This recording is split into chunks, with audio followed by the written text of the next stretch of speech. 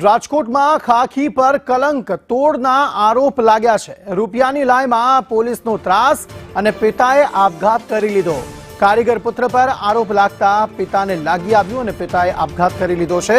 પુત્ર પર આરોપ લાગતા પિતાએ લીંબડીમાં આપઘાત કર્યો છે। રાજકોટની એ ડિવિઝન પોલીસ પર સોનું પડાવ્યાના આક્ષેપ છે। કારીગર પાસેથી 30 લાખનું સોનું પડાવ્યાના આરોપ। છેલ્લા 10 દિવસથી પરિવારજનો ફરિયાદ માટે ધક્કા ખાઈ રહ્યા છે। જોકે 10 દિવસ બાદ પણ પોલીસ ફરિયાદ નથી નોંધી રહી। ત્યારે ડી સ્ટાફના કિશન આહિર, ભગીરથસિંહ ઝાલાએ હદ વટાવી નાખી। ગુંડાઓને પણ શરમાવે તે રીતે યુવકને ગોંધી રાખીને તેને માર માર્યો હતો। પિતાએ આપઘાત કરતા હવે પરિવાર નોંધારો થયો છે। મયુર સરવૈયા વધુ માહિતી આપી રહ્યા છે। મયુર, જણાવશો શું વધુ વિગતો?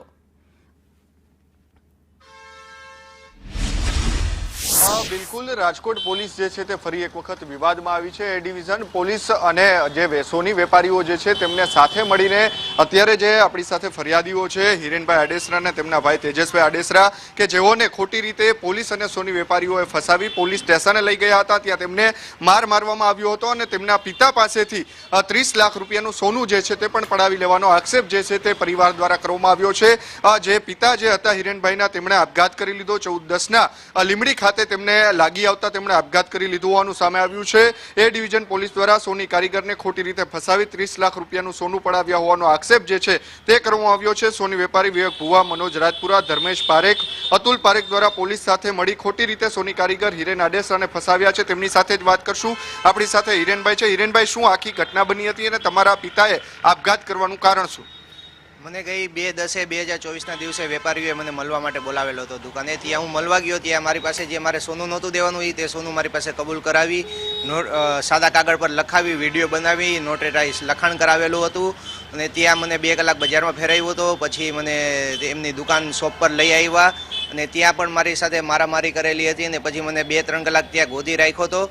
ત્યારે ત્યાં કિશનભાઈ આહિરને કોલ કરીને ત્યાં બોલાવવામાં આવેલા હતા દુકાને અને ત્યાં કિશનભાઈ આહિરે મને જણાવેલ હતું કે તારે આનું સોનું દેવાનું છે। તો મેં એમને જણાવેલ કે મારે કોઈ સોનું દેવાનું નથી, મારે જે લેવાનું છે સોનું એક તપાસ વિષય છે। તો એ મને ત્યારે એમ જણાવેલ હતું વિવેકભાઈને કે આમને એ ડિવિઝન પોલીસે લઈ લ્યો। ત્યાં મને એ ડિવિઝન પોલીસ સ્ટેશન લઈ 2/10ના રાત્રે 10 વાગ્યા આસપાસ પોલીસ સ્ટેશન લઈ ગયા હતા। ત્યાં મારા પપ્પા આવેલ। ત્યાં મારા પપ્પાને પણ માર મારેલ હતા કિશનભાઈ આહિરે અને ત્યાં મારા પપ્પા પાસેથી 350 ગ્રામ સોનું પડાવેલ હતું અને પછી મને 1 કલાક સુધી મને 2/10એ મને માર મારેલ હતો અને પછી મને લોકઅપમાં પૂરી દીધેલ હતો અને 3 તારીખે મેં જે મારું જે કામનું સોનું જે અમે વેચ્યું હતું 30-40 ગ્રામ એ બજારમાંથી એ લોકોએ રિકવર કરેલું હતું 202-3 ગ્રામ સોનું। પોલીસે તમારી ઉપર શું કાર્યવાહી કરી છે અને પોલીસ સાથે કોણ કોણ મળેલું છે અને સોની વેપારીઓ કોણ કોણ હતા અને કઈ રીતે તમારી પાસેથી ખોટી રીતે તમને ફસાવ્યા છે અને તમને કઈ રીતે તમારી પાસેથી સોનું પડાવવામાં આવ્યું? મને પછી વિવેકભાઈ ભુવા જે છે એ તે પોલીસને જેમ જેમ કહેતા હતા તેમ તેમ પોલીસ કામ કરી રહી હતી અને બજારમાંથી ને 3 વેપારી પાસેથી એક ભાઈ પાસેથી 83 ગ્રામ લીધેલ છે, બીજા ભાઈ પાસેથી 82 ગ્રામ ફાઇન લીધેલ છે અને બંગાળી કારીગર પાસેથી 45 ગ્રામ ફાઇન લીધેલ છે। અન્ય પણ છે તેજસભાઈ છે, તેમની સાથે વાત કરશું। તેજસભાઈ, અશ્વિનભાઈએ સુસાઇડ શા માટે કર્યું છે? આખી તેમની પરિસ્થિતિ શું હતી? અશ્વિનભાઈએ સુસાઇડ એટલા માટે કર્યું છે અને એની પરિસ્થિતિ હું આપને જણાવું કે જ્યારે 2/10/2024ના રોજ મારા કાકાના દીકરાને વિવેકભાઈ ભુવા દ્વારા પોતાના વર્કશોપ શોરૂમ પર બોલાવેલો ત્યારે મને મારા કાકાનો ફોન આવેલો કે હિરેન બપોરે 12 વાગ્યાનો ગાયબ થઈ ગયો છે। એટલે મેં એને કીધું કાંઈ વાંધો નહીં, સાંજ સુધીમાં રોજ રૂટિન છે એવી રીતના દુકાને જાય છે તો આવી જશે। ત્યારે મારા કાકાનો સાંજે 7 વાગે ફોન આવેલો કે ભાઈ હિરેનને એ ડિવિઝન પોલીસે આ લોકોએ બેસાડી દીધો છે અને આવી રીતના ટોર્ચરિંગ કરીને મારેલ છે। એટલે તાત્કાલિક હું એ ડિવિઝન પોલીસ ખાતે ત્યાં ગયો અને મારા કાકાએ જણાવ્યું કે આ લોકોએ અત્યારે મારી પાસેથી 355 ગ્રામ સોનું લઈ લીધું છે। તો મેં મારા કાકાને પૂછ્યું કે 355 ગ્રામ સોનું આપણી પાસે ક્યાંથી આવ્યું અને કેવી રીતના આવ્યું? તો એને કીધું કે મનોજભાઈ રાજપરા પાસે આપણે જે મજૂરી લેવાની હતી એ મજૂરીનું સોનું એ લોકોએ 2 દિવસ પહેલાં મને આપી દીધેલું 361 ગ્રામ। એમાંથી 6 ગ્રામ સોનું પોતાની જીવન જરૂરિયાત ઘરના ભાડા ને બધું ભરવું હતું એટલે વેચ્યું હતું। 355 ગ્રામ સોનું મારી પાસે હાજરમાં હતું અને મને અહીંયા બોલાવ્યો અને એને કીધું કે આ તમારા દીકરાને અને ચોરીના કેસમાં ચોરી કરેલ છે અને ચોરીનો કેસ એની ઉપર કરશો. એટલે મેં એને જણાવ્યું કે ભાઈ મારા દીકરાએ કોઈ ચોરી કરેલ નથી. આ વિષય અમારે રોજ રૂટિન અમે લોકો વેપારીઓ સાથે 4-5 વર્ષથી સંકળાયેલા છીએ. વિવેકભાઈ ભુવા સાથે પણ અમે 6-7 મહિનાથી સંકળાયેલા છીએ. આ બધા સાથે હિસાબ અમારે લેવાનો હોય. જે મેં એને કીધું કે તમે તમારો હિસાબ બાદ કરી લો અને મને મારો હિસાબ દઈ દો અને જેના કારણે એને એ ડિવિઝન બોલાવી અને કિશનભાઈ આયરીને ભગીરથસિંહ ઝાલા દ્વારા આ સોનું ત્યાં એને ખીચામાંથી માર મારીને પડાવી લીધેલો હતો. ત્યારે મેં મારા કાકાને પૂછ્યું કે તમને શું માર માર્યો? તો એને કીધું મને કિશનભાઈ આયરના કહેવાથી ભગીરથસિંહે ભડાકો માર્યો છે. એટલે મેં ભગીરથસિંહ એને કીધું તો કે મેં કીધું કે હું 63 વર્ષનો છું, હું આટલી પીડિતથી તકલીફમાં છું અને જેના કારણે આટલું બધું લાગી આવ્યું. અને લાગી આવતા તે ગઈ 14/10/2024ના રોજ લીમડી મુકામે અમારા સંબંધીને મળવા ગયેલા અને ત્યારે લગભગ મારા કાકાએ જણાવ્યું હતું કે ત્યાં કોઈનો કોલ આવેલો હતો, વિવેક ભુવા કે મનોજ રાજપરાનો.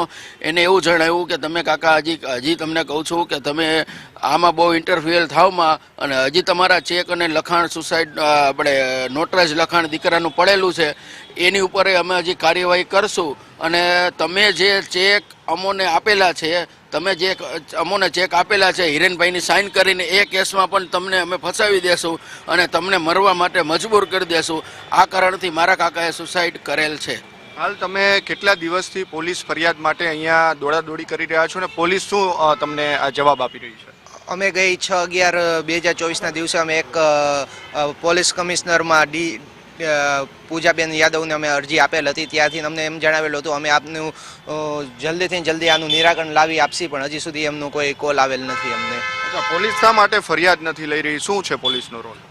સાહેબ, આમાં પોલીસ એટલા માટે ફરિયાદ નથી લઈ રહી કે જ્યારે અમે અરજી દેવા ગયા ડીસીપીને ત્યારે એને કીધું અમે તપાસ કરી રહ્યા છીએ. ક્યાંક ને ક્યાંક આમાં એ ડિવિઝન પોલીસનો કાંઈક રોલ આવે છે જેના કારણે હજુ સુધી તપાસનો કોલ કોઈ અમને આવેલ નથી અને હજી તપાસ અમારી આગળ નથી વધેલી. અને હાલ સુસાઇડ નોટના આધારે અમારી FIR લીંબડી પોલીસ સ્ટેશન લેવાઈ ગયેલી છે અને લીંબડી પોલીસે અમોને ઘણો સપોર્ટ કરી અને લીંબડી ડીવાયએસપી અને એસપી સાહેબ દ્વારા અમોને સાંભળ્યા, અમોને મળ્યા અને બધી વાતચીત કરીને FIR અમારી નોંધી આપેલ છે. આડેસરા પરિવારના જે અશ્વિનભાઈ જે છે કે જેમણે સુસાઇડ કર્યું છે તેમના પુત્ર હતા કે જેમને ખોટી રીતે ફસાવવામાં આવ્યા છે અને એ ડિવિઝન પોલીસના કોન્સ્ટેબલો દ્વારા તેમની પાસેથી 30 લાખ રૂપિયાનું સોનું જે છે તે પડાવી લેવામાં આવ્યું છે. સોનું પડાવ્યા બાદ પિતા જે છે અશ્વિનભાઈ તેમને લાગી આવતા તેમના પુત્ર ઉપર ખોટા આક્ષેપ કરવામાં આવતા અને તેમને લાગી આવતા લીંબડી ખાતે તેમણે સુસાઇડ કરી લીધું હતું અને સુસાઇડ નોટની અંદર એ ડિવિઝન પોલીસ દ્વારા 30 લાખનું સોનું પડાવ્યા હોવાનો પણ ઉલ્લેખ જે છે તે કરવામાં આવ્યો છે. અને જે વેપારીઓ જે છે કે જે પોલીસ સાથે સંકળાયેલા છે, પોલીસ અને વેપારીઓએ રાજકોટનું એ ડિવિઝન પોલીસના જે કોન્સ્ટેબલો છે તેમને સાથે મળી અને ક્યાંક ને ક્યાંક આ આખો કારસો જે છે તે રચવામાં આવ્યો છે અને ખોટી રીતે ફસાવવામાં આવ્યા હોવાનો આક્ષેપ જે છે તે પરિવારજની કરી રહ્યા છે અને પરિવારજનો પોતાની આપવીતી જે છે તે વણાવી રહ્યા છે. અંકિત, જી આભાર સમગ્ર માહિતી આપવા માટે.